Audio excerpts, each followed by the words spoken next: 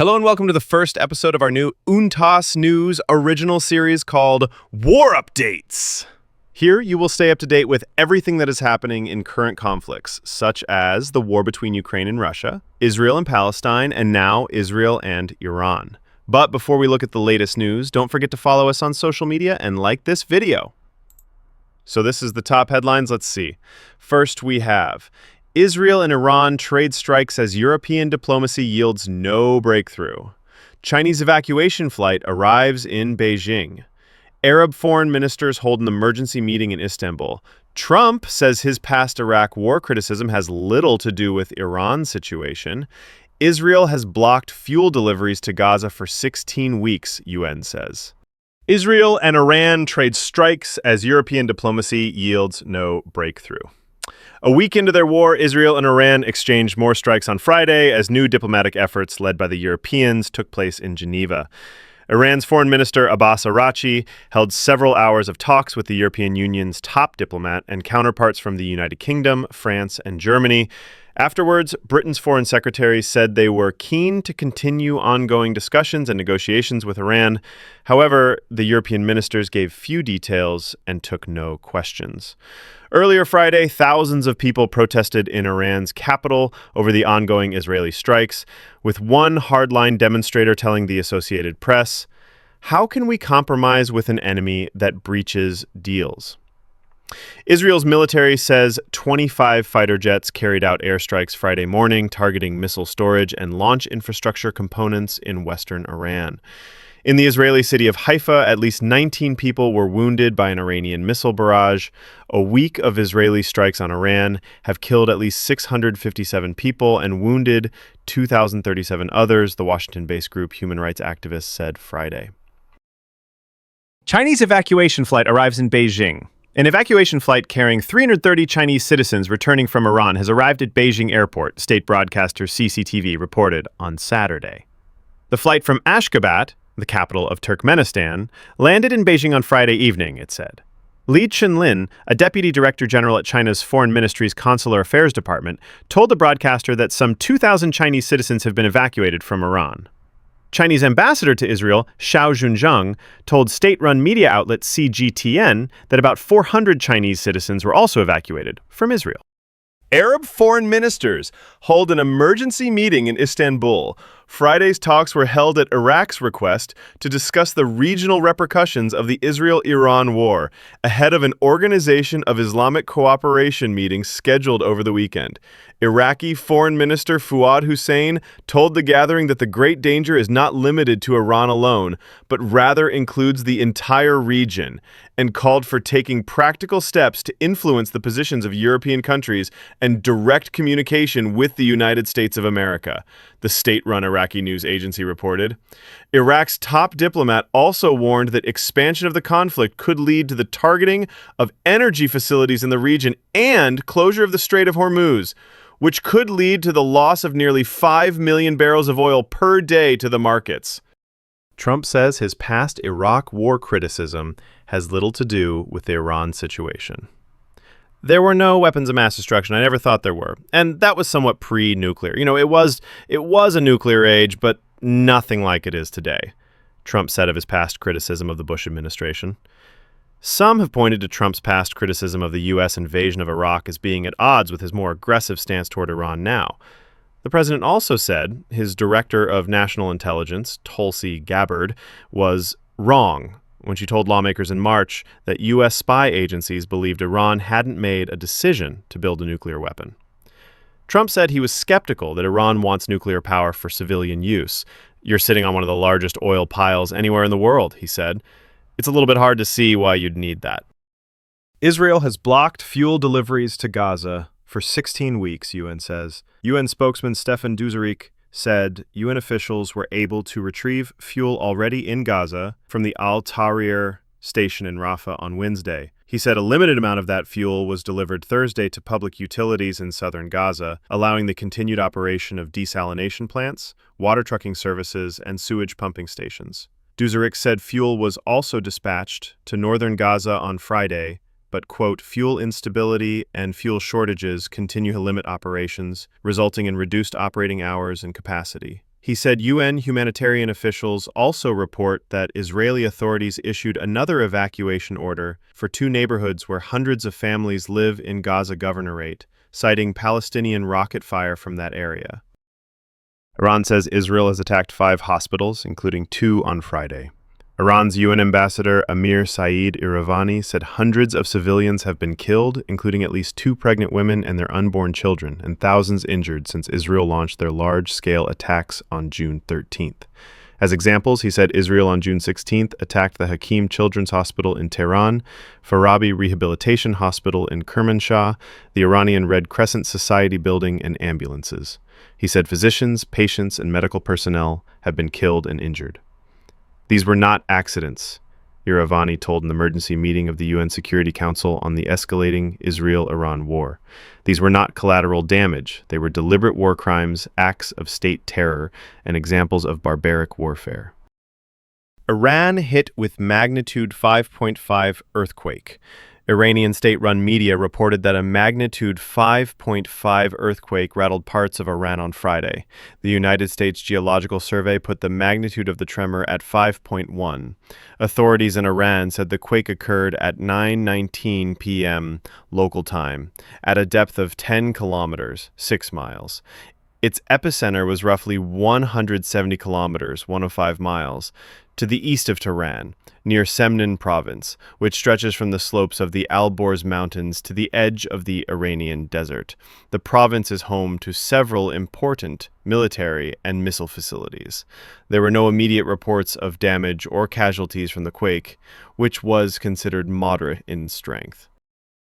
Iran says it's open to European diplomacy, but Israel must stop the war first. In a statement following a meeting in Geneva with European diplomats, Iran's foreign minister said his country is ready to consider diplomacy only if Israel halts its attacks, and those responsible are held accountable.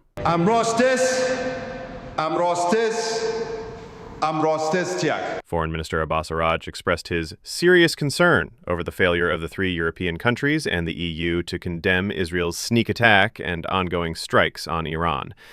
He said any attack on Iran's peaceful nuclear facilities would be a grave breach of international law.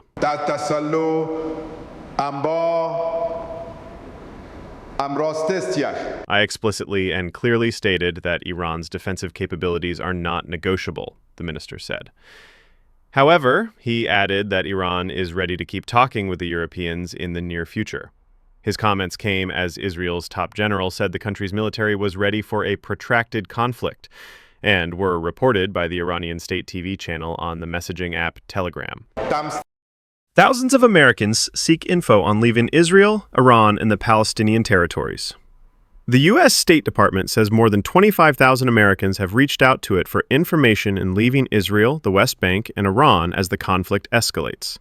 Department spokeswoman Tammy Bruce told reporters on Friday that those people had sought information and support and seeking guidance on departing. She would not give a breakdown of where the queries had come from. The U.S. Embassy in Jerusalem has said it is working on possible evacuation flights and ships for Americans wanting to leave Israel. However, with the exception of one government flight on Wednesday that took out a number of non-essential embassy staffers and family members, no such evacuations have been organized. There are about 700,000 American citizens in Israel, the vast majority of whom are dual citizens who may not want to leave. There are several thousand Americans believed to be in Iran, most of them also dual citizens. Europeans meeting with Iranian foreign minister yields hope of more talks.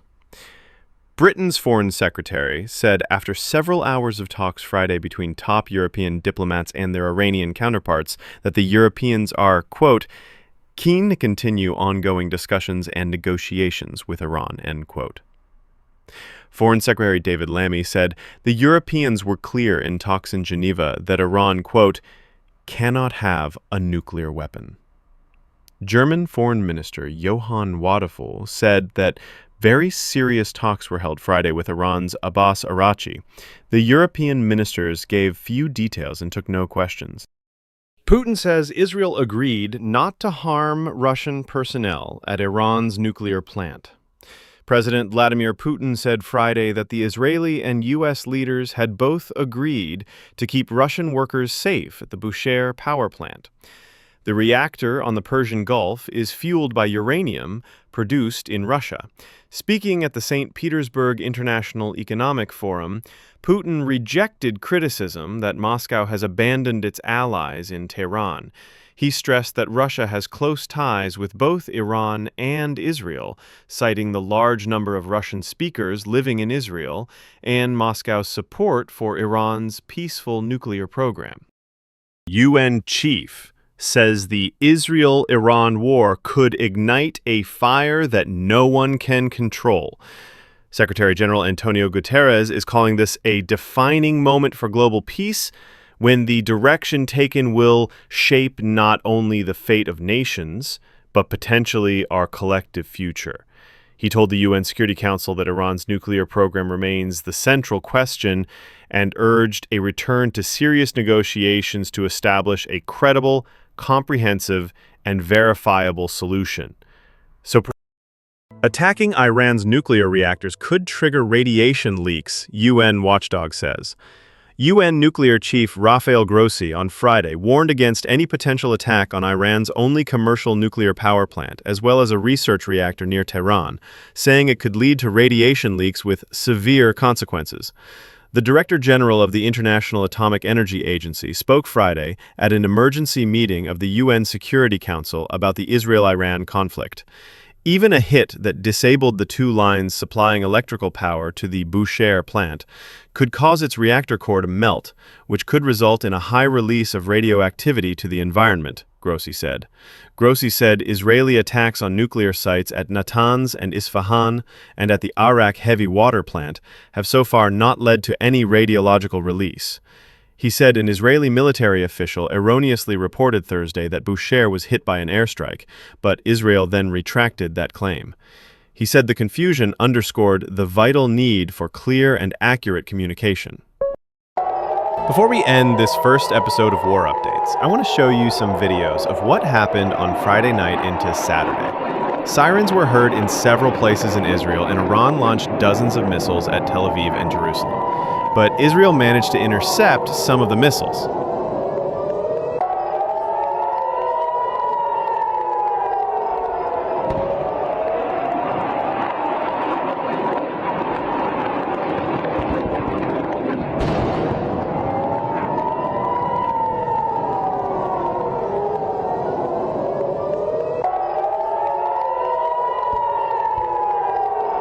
Israel also attacked a building in Qom, Iran tonight. Here are some videos.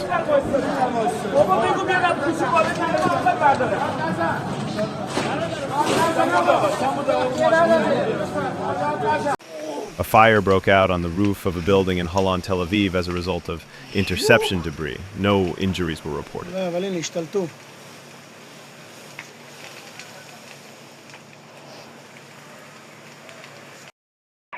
Direct strike in Tel Aviv, smoke rising from the impacted building, conflicting reports on whether it was a missile hit or damage from falling debris due to interceptions.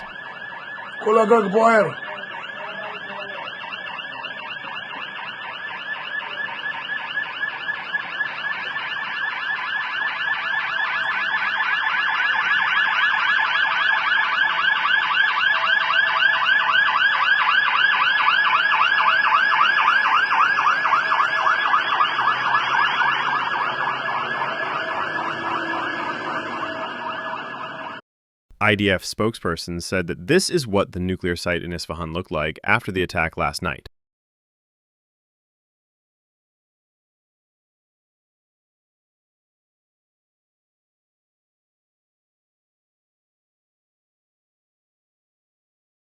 And let's leave it at that. This was the first episode of the new original series from Untoz News called War Updates.